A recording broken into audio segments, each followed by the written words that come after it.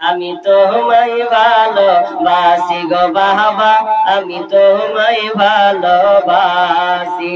আমি তো চরণ চুমিতে বাবা তোমার কাছে আসি। আমি তোমায় ভালোবাসি গো বাবা, আমি তোমায় ভালোবাসি। একটা সন্তান চাইতে এসেছি গো বাবা, না পাই যেন আমি ফাঁকি।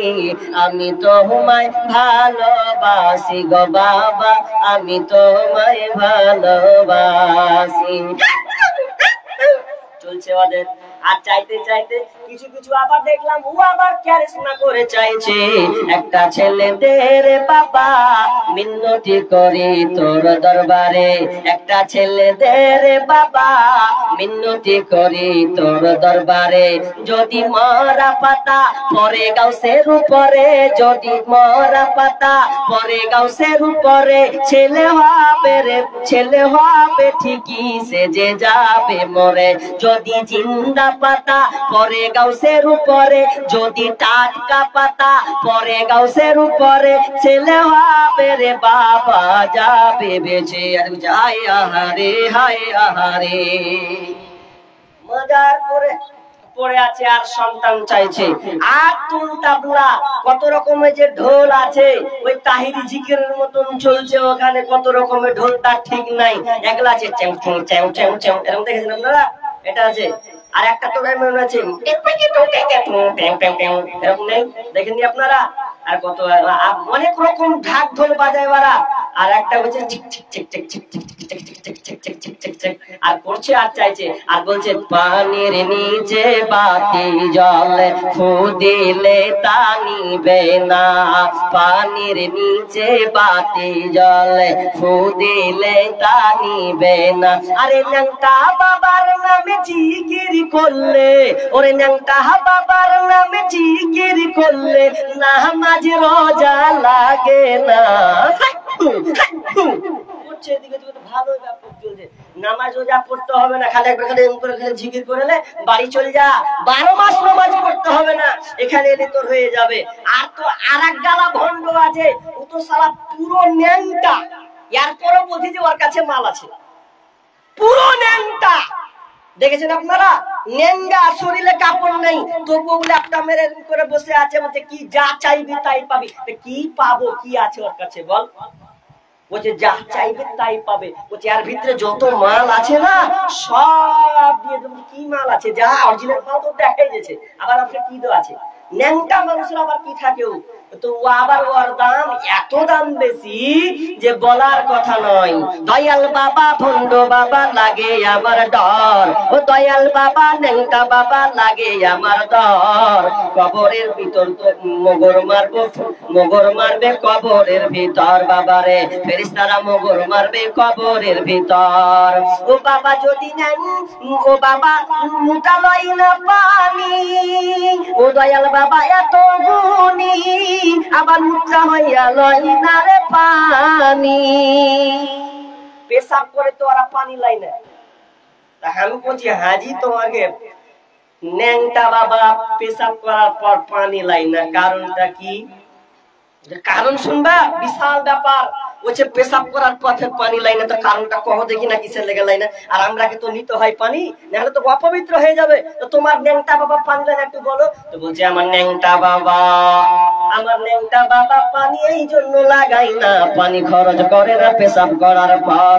যেদিন কিনা হাসান, যেদিন কিনা হোসেন পানির জন্য ত্রাহি ত্রাহি করেছিল, কারবালার ময়দানে পানি পানি বলে চিৎকার করেছিল, পানি তারা পাই নাই, এই জন্য ন্যাংটা বাবা ওখানে পানি লাগাই না। যে বাড়ি মুশকিল বেলে পানি লাগায় না, তা আমি আবার একটু রহস্য করে বললাম, তাহলে তোমার বাবা পায়খানার পর তাহলে কি করে? বুঝলাম না, আগা থেকে পানি লাই না তো পায়খানা করার পর তাহলে কি করে? পানি খরচ করে না? আজীব ব্যাপার। জি না, ওগুলোতে যাওয়া লাগবে না। মা বোন ভালো করে শোনেন, আপনি বন্দা করেছেন আল্লাহ আপনাকে, এটা আল্লাহর পরীক্ষা। সন্তান হয় না, তাবিজ লাগানো যাবে না। আপনাকে গাছ মোকনো লাগানো আপনার কিনা ওগুলো বিশ্বাস করলে হবে না। আপনি তাবিজ লাগাবেন, কবিরাজ আপনাকে উল্টা পাল্টা কাজ করতে বলবে, খবরদার এগুলোর পাল্লাই পড়বে না। আল্লাহ নিজেই বলছেন, লিল্লাহি মুলকুস সামাওয়াতি ওয়াল আরদ ইয়াখলুকু মা ইয়াশাউ ইয়াহাবু লিমান ইয়াশাউ ইনাসা ওয়া ইয়াহাবু লিমান ইয়াশাউ যুকুরা আও ইউযাব্বিজুহুম যুকরানা ওয়া ইনাসা ওয়া ইয়াজআলু মান ইয়াশাউ আকিমা। আল্লাহ সুবহানাহু ওয়া তাআলা বলছেন, এটা পৃথিবীর রাজত্ব আমার হাতে, আমি যেটাই চাই সেটাই হয়। আমি যাকে চাই পুত্র সন্তান দান করি, ইয়াহাবু লিমান ইয়াশাউ ইনাসা ওয়া ইয়াহাবু লিমান ইয়াশাউ যুকুরা। আল্লাহ বলছেন, আমি যাকে কন্যা সন্তান দেই, আবার কাউকে আমি আল্লাহ পুত্র সন্তান দান করে। এবার আল্লাহ বলছেন, আও ইউযাব্বিজুহুম যুকরানা ওয়া ইনাসা, আবার যাকে চাই আমি পুত্র এবং কন্যা, ছেলে এবং মেয়ে কন্যা সন্তান দান করে।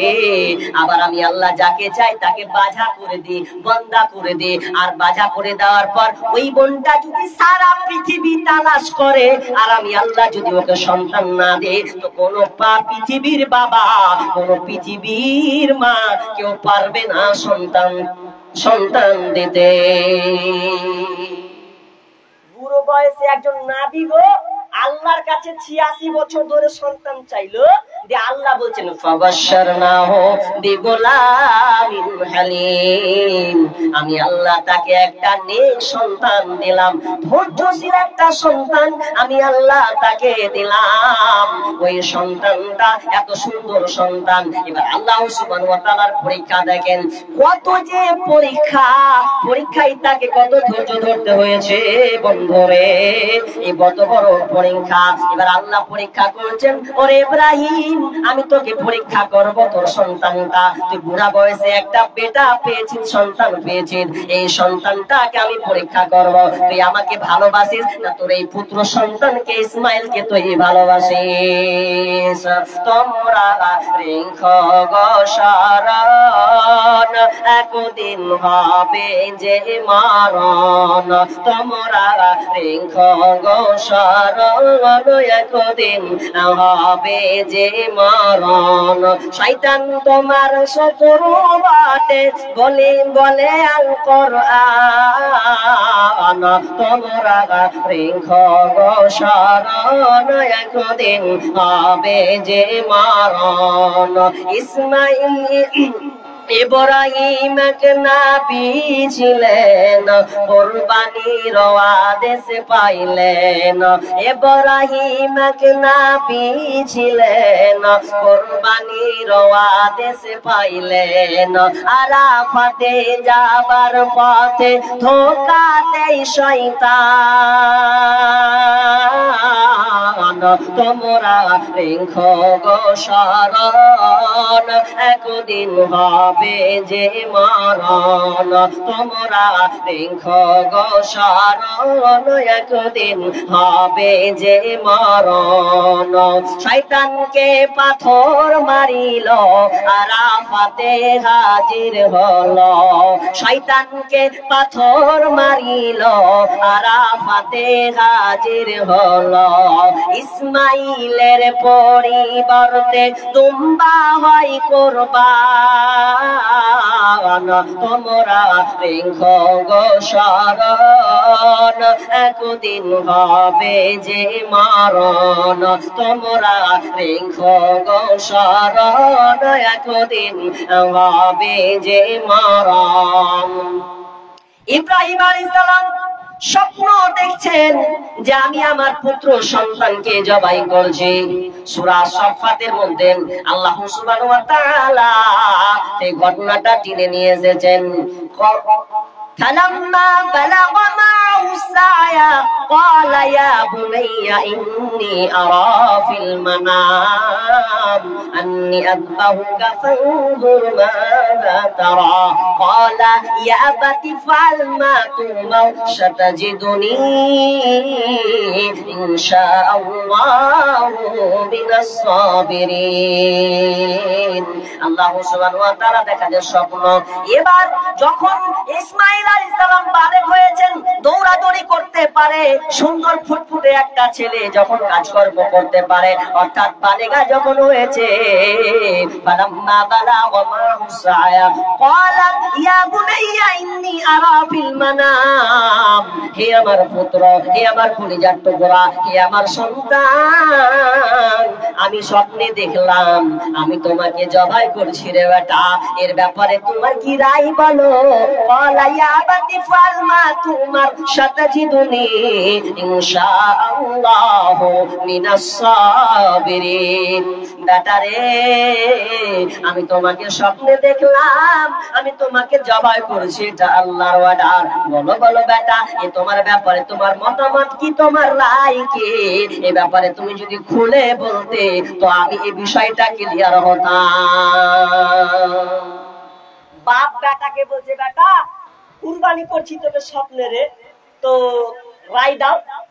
আচ্ছা আমরা হলে কি করতাম?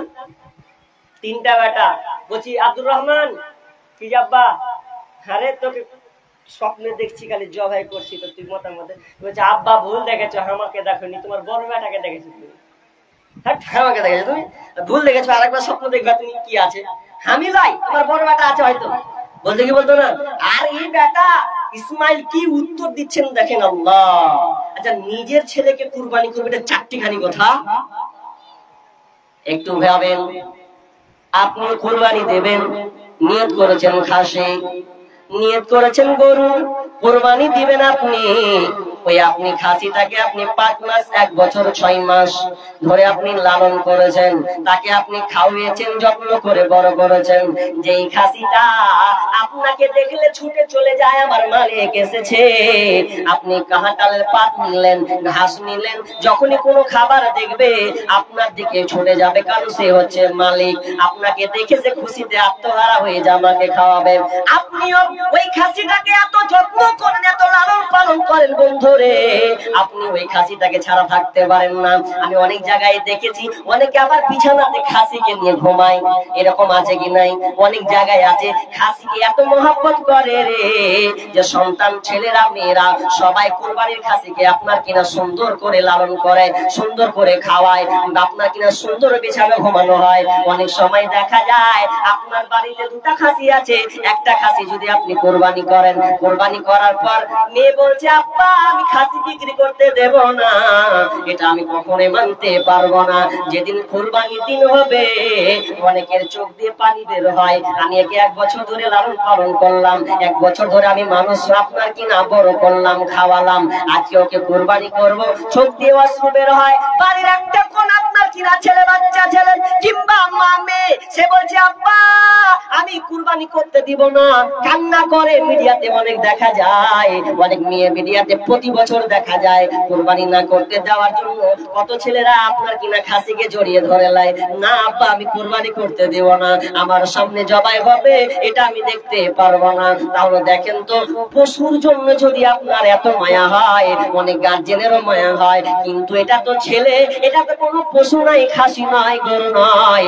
ইসমাইল আলাইহিস সালামকে ইব্রাহিম আলাইহিস সালাম জবাই করবে, কুরবানি করবে, এটা আল্লাহর অর্ডার। তাহলে বলেন তো কিভাবে কুরবানি করবে? এটা কিছু করার নাই, কিন্তু আল্লাহর পরীক্ষা, এই জন্য তাকে কুরবানি করতে হবে। এবার সন্তান বলছেন, ক্বালা ইয়া আবাতি ফাল মা তুমার সাতাজিদুনি ইনশাআল্লাহু মিনাস সাবিরিন। আব্বা স্বপ্নে দেখেছেন আপনি, বাস্তবায়ন করুন, আমাকে ধৈর্যশীলদের মধ্যে একজন পাবেন, কারণ ধৈর্যশীল আপনি, ধৈর্যশীল আমার মা হাজেরা, আর আমিও ধৈর্যশীলদের একজন, তো আমাকে পাবেন। কেমন মা ধৈর্যশীল গো, ছোট্ট বাচ্চা ইসমাইল হয়েছে, তো হাজরাকে ইব্রাহিম আলাইহিস সালাম রেখে আসলেন কোথায়? তো উপত্যকা, সাফা মারওয়ার উপত্যকাতে, যেখানে কোনো মানুষ নাই, কিছু নাই, ওখানে রেখে আসবে। আর ওখানে যখন রেখে আসবে তো এত মানুষ নাই। আচ্ছা, আপনি যদি আপনার বিবিকে, একটা ধরেন আপনার স্ত্রী আছে বাড়িতে, তো বাবাকে রেখে চলে আসেন কোন একটা এই ফারাক্কার মাছ দ্বীপে রেখে চলে এলেন, কেউ নাই। আচ্ছা, আপনার স্ত্রী মেনে নিবে এটা? হাজি কেউ নেই, আমাকে রেখে চলে এসো। তো ইসমাইল আলাইহিস সালাম কোনো উত্তর দেয় না, চলে যাচ্ছে। তো শেষে বলছে যে এটা কি আল্লাহর অর্ডার? বিবি বলছে আল্লাহর অর্ডার। তো বলছে জি আল্লাহর অর্ডার। যদি আল্লাহর অর্ডার যদি হয়ে থাকে, তাহলে আমি এখানে সবর করলাম, ধৈর্য ধারণ করলাম, যে আর কিছুই বললো না। তো সাফা মারওয়া দৌড়লো, কত পরীক্ষা দেখেন, কোনো খাবার নাই, মানুষ খাবার দাও, পানি নাই, ছুটে আর ছুটে। এখন এমন হয়েছে যে মানুষ যদি হজ করতে যায় আর সাফা মারওয়া যদি 7 চক্কর না লাগে, ও হজ হবে? বড় হজই হবে না। আল্লাহ বলছে ইন্নাশ শাফা ওয়াল মারওয়াতা মিন শাআইরিল্লাহ। আল্লাহ সুবহানাহু ওয়া তাআলা বলছেন যে সাফা এবং মারওয়া হজের আপনার জাতি যেটা নিদর্শন রেখেছে, আল্লাহ সুবহানাহু ওয়া তাআলা এটা নিদর্শন। কোন হাজী যদি হজ করতে যায়, সাফা মারওয়া যদি না যায়, তাহলে তার কোনো হজ লাগবে না। পানি নাই ওখানে, পানি হলো, পানিটার নাম কি? জমজম। কি বলেন তো? জমজম। এই জমজম পানি, এর তথ্য আছে জানেন? জাপানি বিজ্ঞানী একজন এই পানি নিয়ে গবেষণা করছেন, ডক্টর ইমোটো।